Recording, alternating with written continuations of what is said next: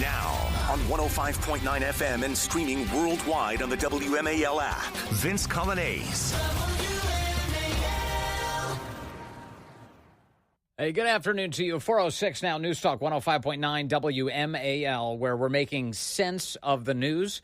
Coming up on the program, John Lott from the Crime Prevention Research Center will join us. We'll talk to him about Americans who exercise their Second Amendment rights and how they're making the country a whole lot safer.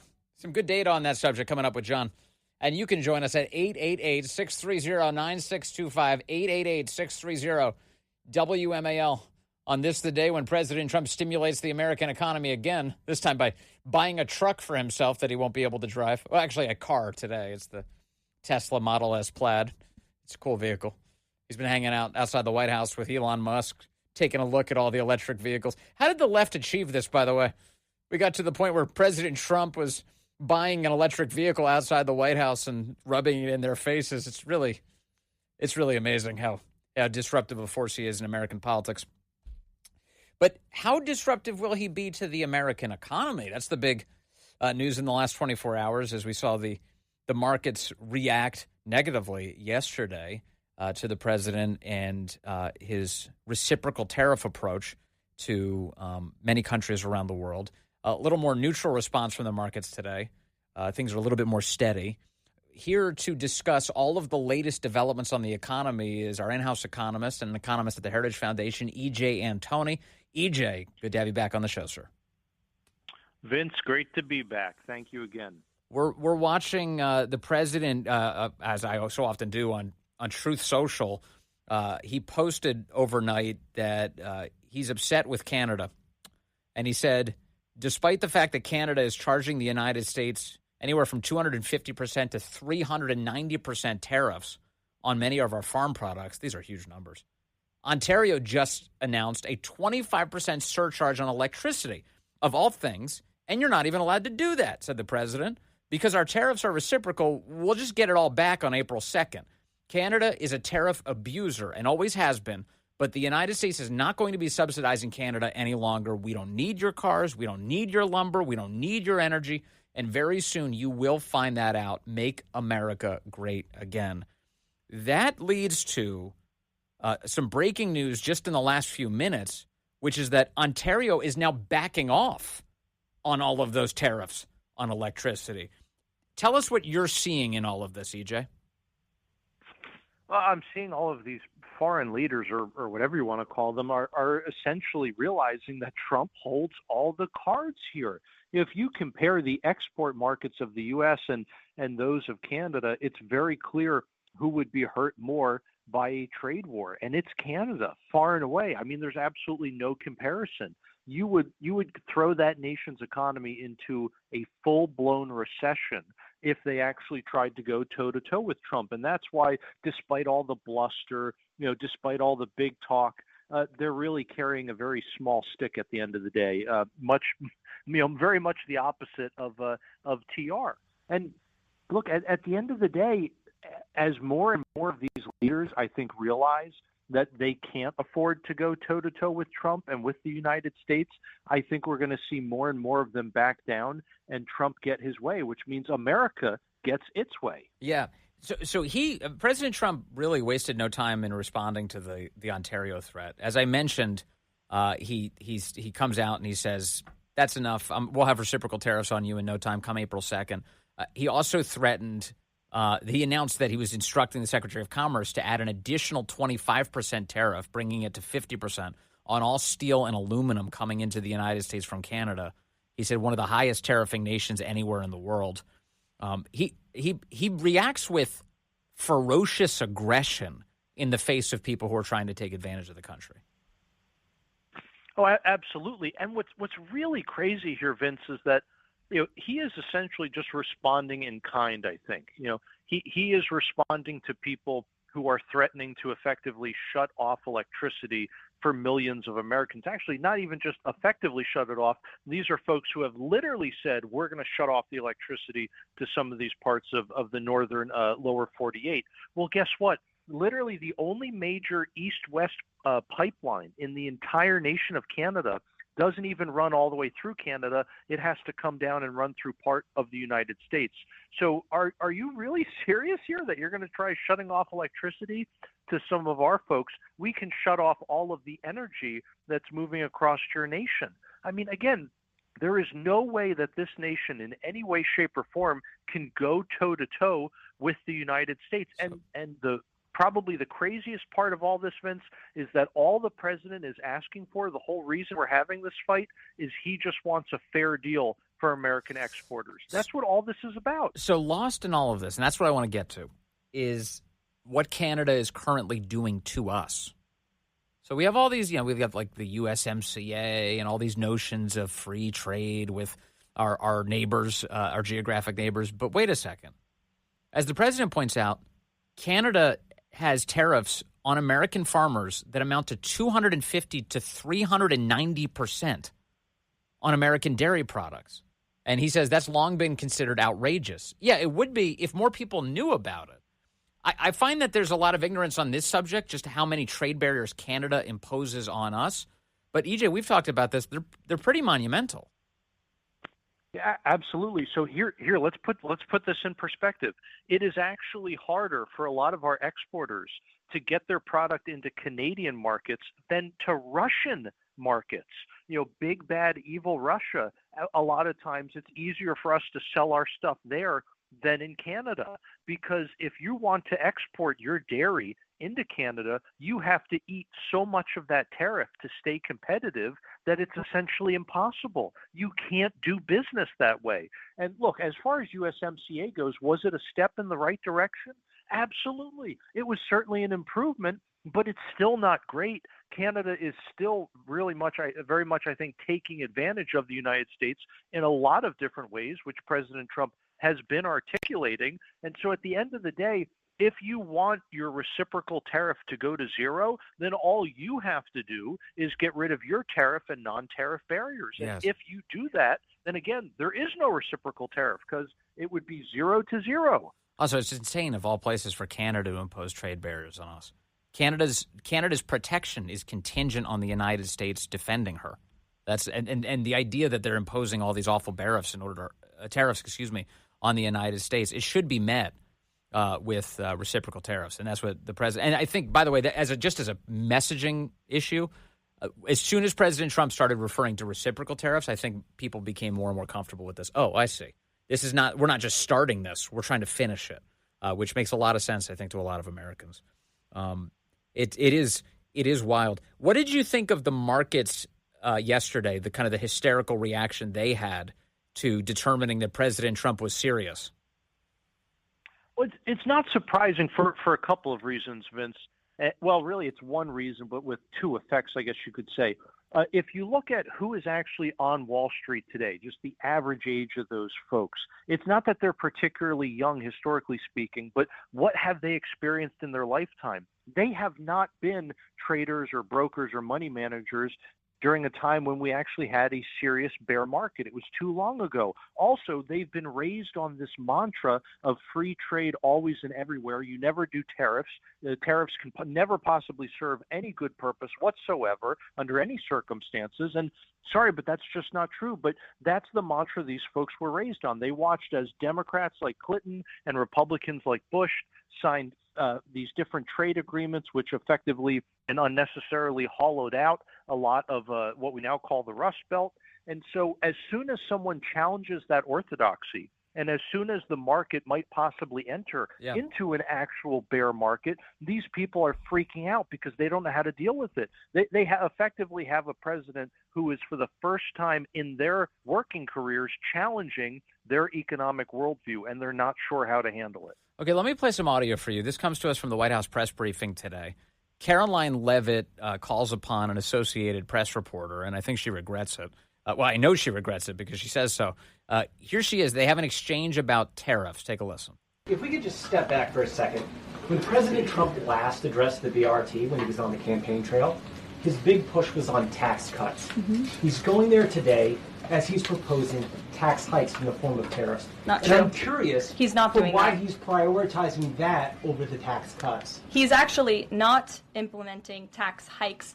Tariffs are a tax hike on foreign countries that, again, have been ripping us off. Tariffs are a tax cut for the American people, and the president is a staunch advocate of tax cuts. As you know, he campaigned on no taxes on tips, no taxes on overtime, no taxes on Social Security benefits. He is committed to all three of those things, and he expects Congress to pass them later this year. I'm sorry, have you ever paid a tariff? Because I have. That's they it. don't get charged on foreign companies. They get charged on the importers. And ultimately, when we have fair and balanced trade, which the American people have not seen in decades, as I said at the beginning, revenues will stay here, wages will go up, and our country will be made wealthy again. And I think it's insulting that you're trying to test my knowledge of economics and the decisions that this president has made. I'm now regret giving a question to the Associated Press. Coringe could never. Okay, so a condescending, know-nothing Associated Press reporter saying, do you even understand how tariffs work? To Karine Jean-Pierre. How do you score that bout? Okay, well, first off, if it really is possible for the importer to, if it really is possible for an exporter to always pass on the full cost of a tariff to the customer on the other end, then why is it we can't compete in a nation like Canada because of all their tariff and non-tariff barriers? It's because the dairy farmer can't pass along an extra 300% in costs. It makes him uncompetitive. Right. So spare me this nonsense that it is always passed on to the consumer. Neither economic history nor economic theory says that's true. But furthermore, the Associated Press, this is the same outlet who talks about President Trump's tax cuts saying they're going to be inflationary, but then they also talk about tariffs saying they're going to be inflationary. Well, wait, I'm sorry. You're saying one is a tax cut and the other is a tax increase, and yet they're both going to be inflationary? They're the opposite of each other, according to you guys. So make up your mind, Associated Press. Yeah, no, it's incoherent, which is a staple of the left. Incoherence is always a feature. Not a bug. I also have another piece of audio from the White House today. This is the Agriculture Secretary, Brooke Rollins, announcing some news that the left will hate. They despise this news. We're more focused on how we bring the price of eggs down in the avian bird flu for everyone. A good piece of news we just got in the last day or two is that the average cost of a dozen eggs has now gone down $1.85 since we announced our plan about a week and a half ago on February the 26th. So listen, we're going into Easter season. This is always the highest price. All right, so Brooke Rollins pointing out that the cost of eggs is now down. That number, reportedly 11%, it is now down lower than the price it was when President Trump took office on Inauguration Day, January 20th. So is that the last time we're going to hear about this from the press, EJ? Oh, as long as things are moving in the right direction, you're not going to hear about it from the press, not when Trump is president, that's for sure. But isn't it amazing how, despite the price of eggs steadily rising throughout the Biden administration, I never remember a single story about it. Yeah, no. Not at all. Not at all. And this always happens. It happened with COVID. Remember the death counters on CNN when during President Trump? They quickly disappeared. Yeah, as soon as Joe Biden takes office, they disappear. And then more people died due to COVID under Biden than anywhere close to under Trump. And of course, nobody cared. They just pretended like it didn't happen. That's our media. And fortunately, you're not like our media. You like telling us the truth. E.J. Antoni, economist for this program. Thank you, sir. I always appreciate your time. Vince, always a pleasure. And, hey, congrats again. You have killed it in this 3 to 6 slot. You're going to kill it from noon to 3. We got a lot more to do. Thank you, EJ. It's 4:20 now.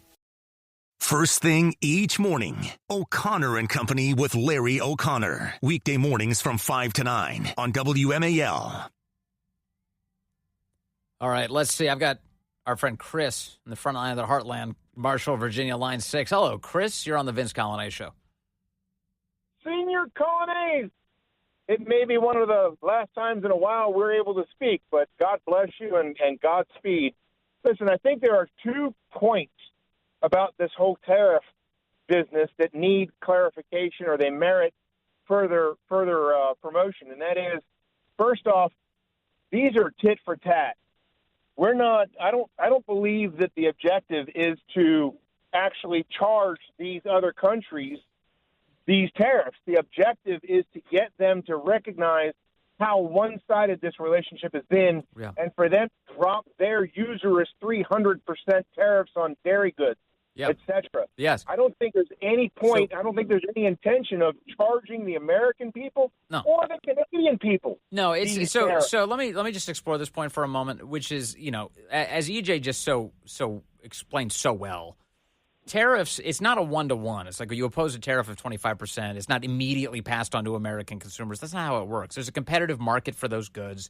If those goods come from other places, that means that the countries on which we impose the tariffs are going to have to figure out a way to eat some of the costs in order to competitively price their goods to stay in our markets. So it's not all passed on to consumers in the same way. And the same is true, by the way, in some cases of taxation in the United States. When companies are faced with taxes, a lot of companies will do what they can to try and eat the cost in order to keep selling goods. So sometimes remain competitive. Yes, sir. Yeah, remain competitive. The other part is that President Trump doesn't use tariffs merely economically. It's not just to correct the trade imbalance that you're referring to.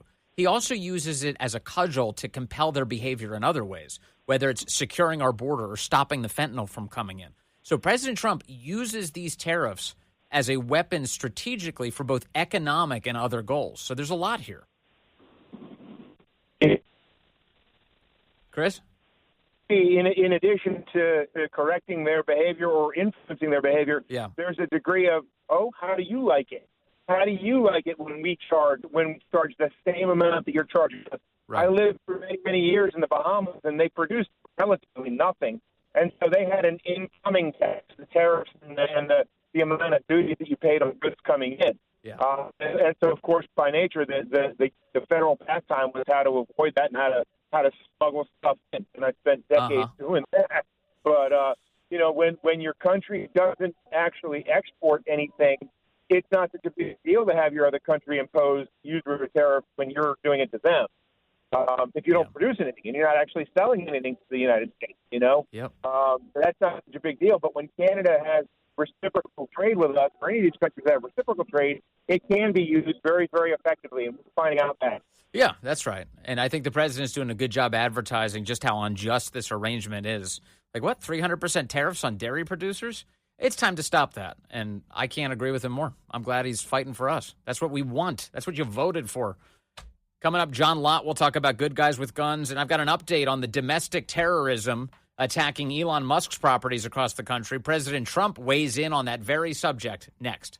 News Talk 105.9 WMAL, making sense of the news. Hey, good afternoon to you. It's 4:35 here, News Talk 105.9 WMAL, where we're making sense of the news. Coming up top of the hour, John Lott is here from the Crime Prevention Research Center. We will talk to him about all of those great American gun owners and how much safer they make the country. New data to support that. John will tell us all about it. He's a data guy and a gun guy. You can join us, 888-630-9625, 888-630-WMAL. Well, this is fun. By now, you likely know, but perhaps you don't. I'll tell you that the state of Delaware has a congressman who goes by the name Sarah McBride. This is a man we're talking about. He dresses as a woman, presents himself as a woman, and goes to Congress as a woman, insists he wants to use the women's room, that kind of stuff. Sarah Elizabeth McBride. I don't know what his real name is. I have no idea, because the internet has worked dutifully to scrub it. I'm sure I could find it with a little bit more light Googling or Binging or whatever you want to do. But, the Wikipedia refuses to tell you. They don't want a dead name. So they go with Sarah McBride. Sarah McBride. What kind of lawmaker could you possibly be if the very first words we use to refer to you are a lie? If your very name is defined by deceit, why are we to trust you on any other subject? So that brings me to today's events, which are just now catching a lot of attention. There was a hearing today that involved Congressman Keith Self of Texas. He is the chairman of the respective committee that's involved here.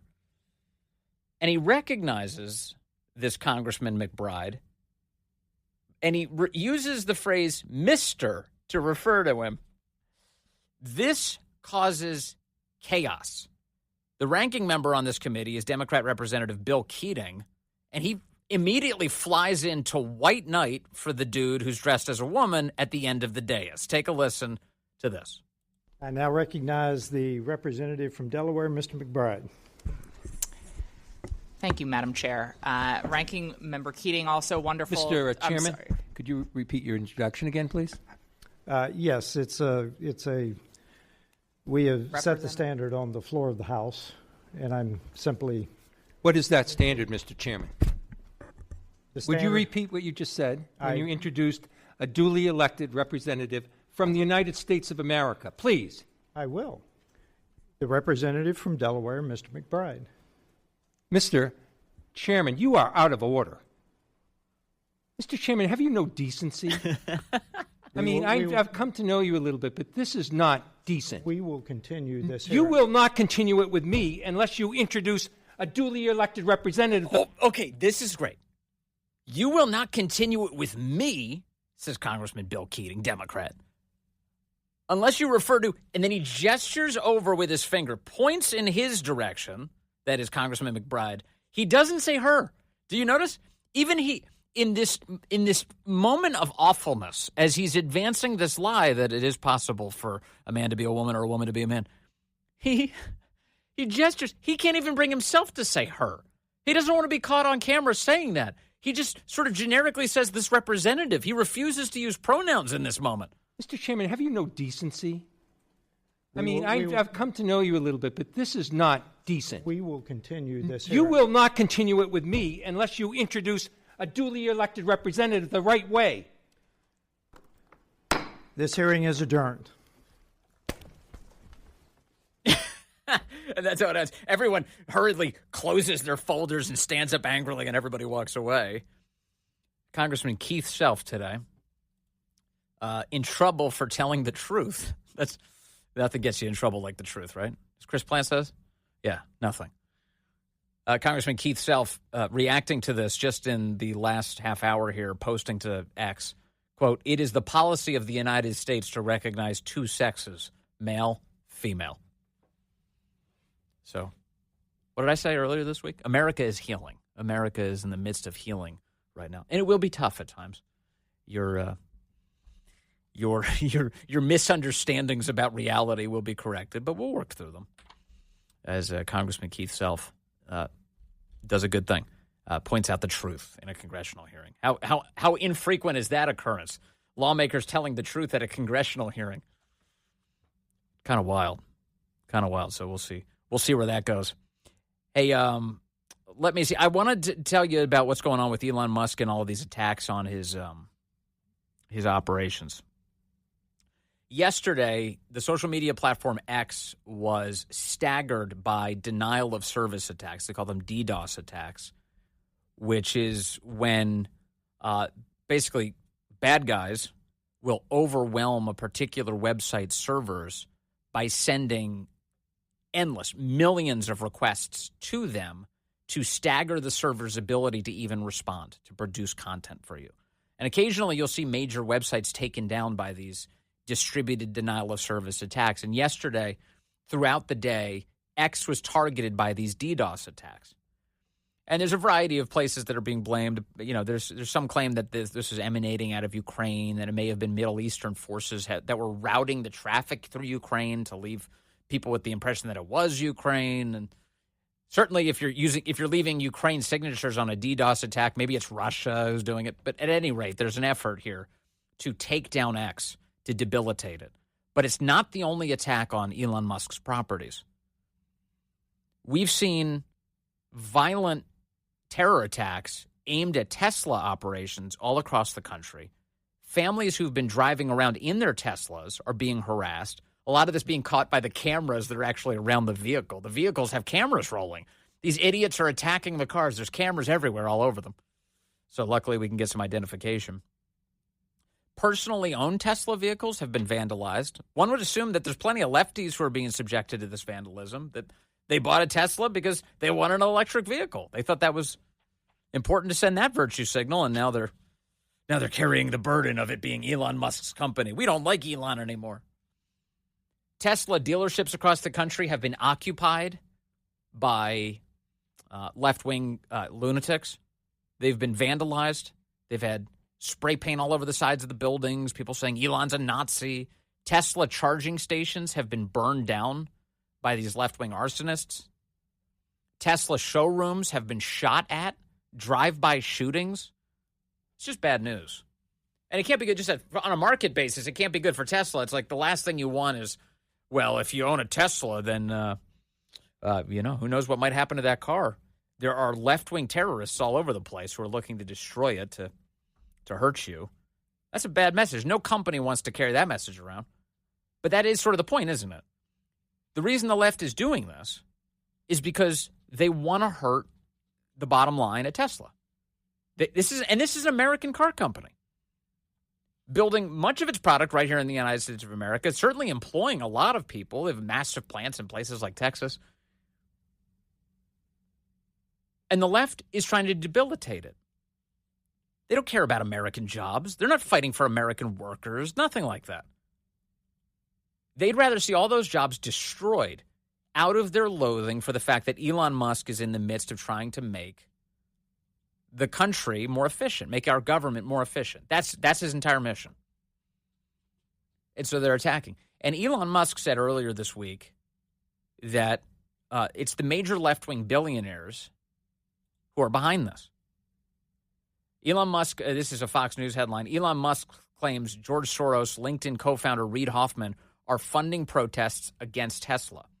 Elon Musk is blaming nationwide protests against his electric car company, Tesla, on left-wing billionaire George Soros, billionaire Democratic megadonor and LinkedIn co-founder Reid Hoffman, and others, claiming they are bankrolling the destructive protests. Reid Hoffman, you know all about George Soros, but Reid Hoffman is the man who funded some of the most detestable attacks on President Trump throughout the campaign. He's the man who funded E. Jean Carroll's lawsuit against President Trump. Reid Hoffman funded all of that. And he's also the man who Elon Musk claimed in an interview was likely spending his fortune to stop Trump because he doesn't want the Jeffrey Epstein client list released. That's what Elon Musk said in public.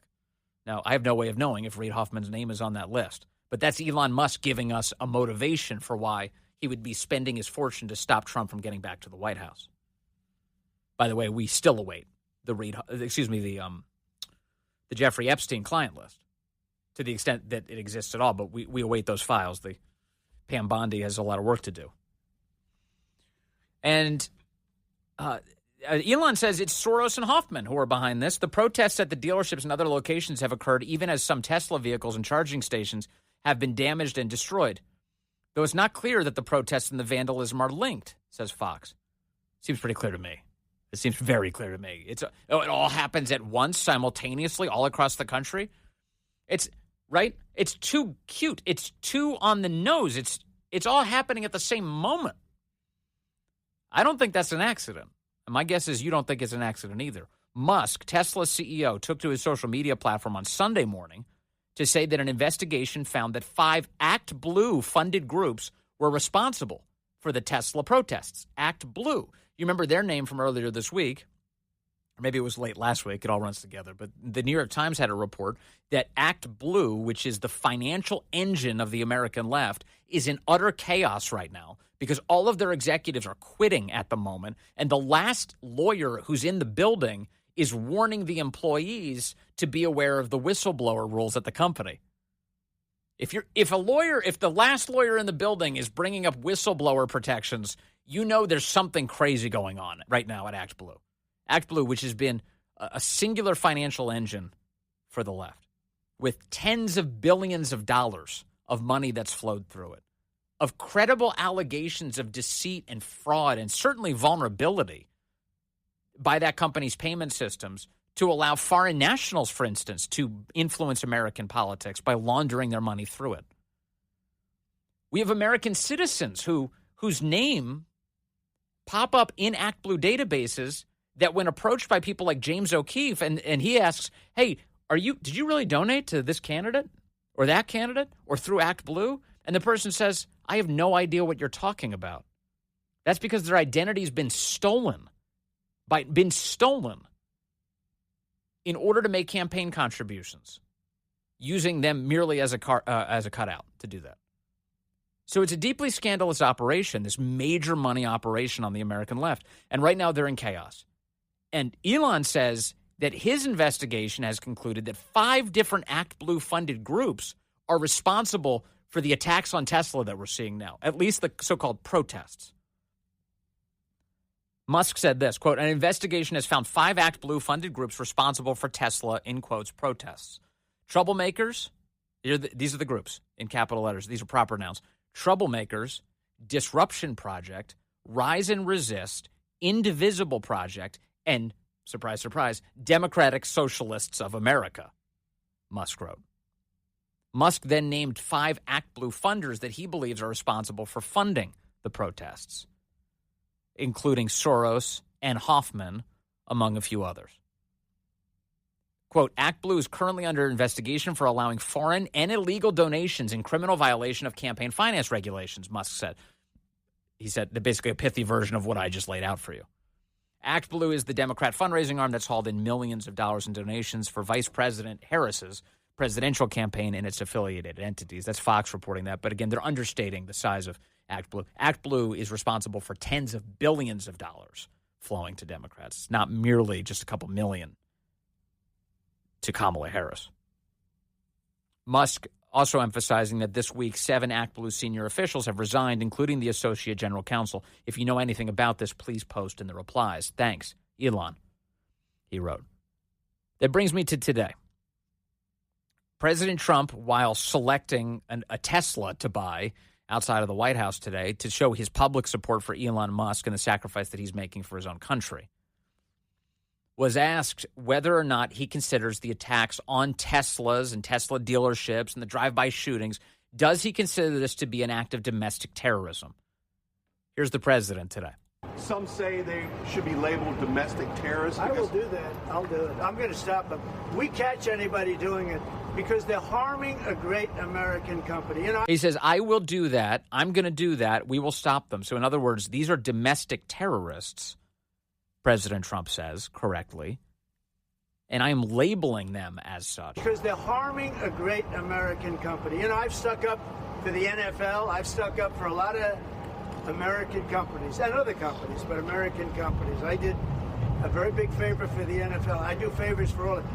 When you heard an American company, especially a company like this, supplies so many jobs that others are unable to do, when you do that, those people are going to go through a big problem when we catch them. And we get a lot of cameras up. We already know who some of them are. All over the cars. The cars have cameras all over them. They're picking the worst possible targets for their acts. Catch them. And they're bad guys. They're the same guys that screw around with our schools and universities. The same garbage. And no, we're going to catch them. And let me tell you, you do it to Tesla and you do it to any company, we're going to catch you and you're going to go through hell. What a difference. Look, what happened under Biden? You had crisis pregnancy centers being firebombed and attacked in the United States of America. And the Biden administration's posture was like, well, we can't catch these people. We don't really have good visuals on them. And it happens at night. Remember that? Merrick Garland said, the attacks happen at night, so therefore can't really solve that. Not possible. The left-wing legal logic is really something, isn't it? Steve Descano in Fairfax County has wielded this. You know, the guy, what's the guy's name? Richard Cox. I can't even believe that's his real name. The guy, the pervert who keeps appearing inside of women's rooms all around Northern Virginia, the sex predator. They said, Nick Minnock had a report at WJLA that Steve Descano said that the guy didn't have an attorney, so they decided to drop the charges. What? So you can be a sex pervert, sex criminal. You don't have an attorney. No charges for you. The charges get dropped. In Merrick Garland's Justice Department, if you attack a crisis pregnancy center at night, well, you pick the hours where you get immunity.